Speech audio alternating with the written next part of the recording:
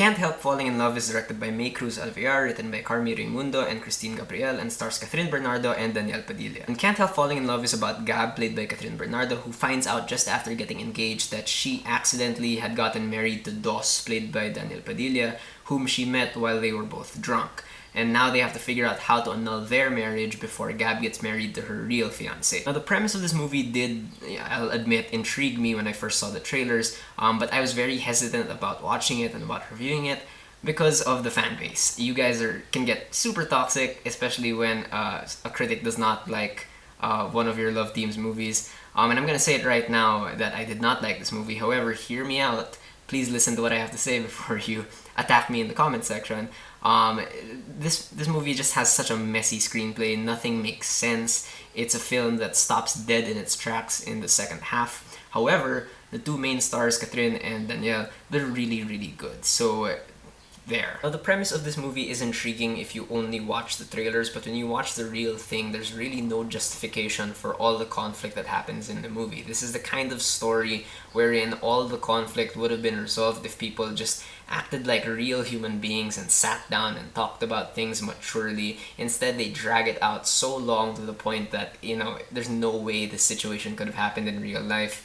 The romance is extremely contrived. It clearly banks off of the fact that people know that they're an item, and it doesn't really earn that romance in this movie. And of course, this is not a spoiler. I think there's an obligatory terminal illness subplot somewhere in there just because it has to have one of those. So the emotions in this movie are just so hollow. And the thing with Cruz-Alviar as a director, her tone is just so inconsistent. She treats the first half of this movie like a zany comedy, but when it has to become a star cinema romance film, it just stops being fun to watch. She doesn't show a willingness to play with form or to really make use of the tools that she has at her disposal as a director. She kind of directs it on autopilot. Same goes to the editing by Maria Ignacio, who also can't seem to decide what she wants to do with the editing, because the first half has a lot of energy, almost to the point of coming across like a music video in some scenes, but then the second half slows down so much and gets unbearably boring.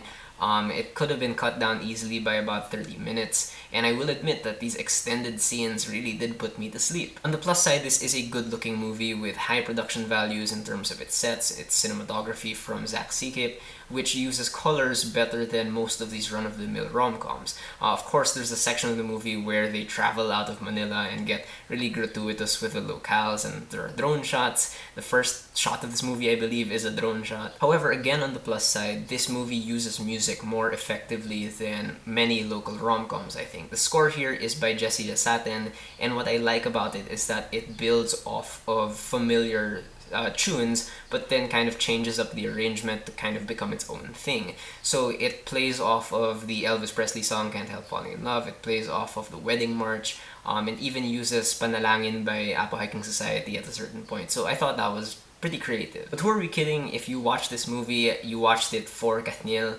and they are always really good together. Catherine Bernardo, I think, is just purely likable and takes this role as seriously as she can, which I really admire about her because, there's nothing for her in this role, but she makes it sort of believable. And then I will admit, begrudgingly, that Daniel Padilla was great in this movie. He made me laugh a lot, which never happens. He has just a lot of charisma that I found to be really effective because he's good at playing a dick. But at the same time, he has moments of emotion that do ring true. So I will admit, very hesitantly, that he was good in this movie. I have this personal grudge against him from high school that I will not get into in this review. But yeah, fine, you did a good job, man. And that has nothing to do with the fact that he's with Catherine Bernardo, who I think is really lovely. Maybe that's part of the reason. But overall, Can't Help Falling in Love is just not a good movie. Again, this is a case of these actors really deserve better movies to be in because they have obvious talent and their fans could stand to see them in better roles that make better use of their talents. Alright, so those are my thoughts on Can't Help Falling in Love. Have you guys seen it? What do you think about it? Whatever you guys think, whether you agree with me or not, please leave me a comment. Let's have a conversation.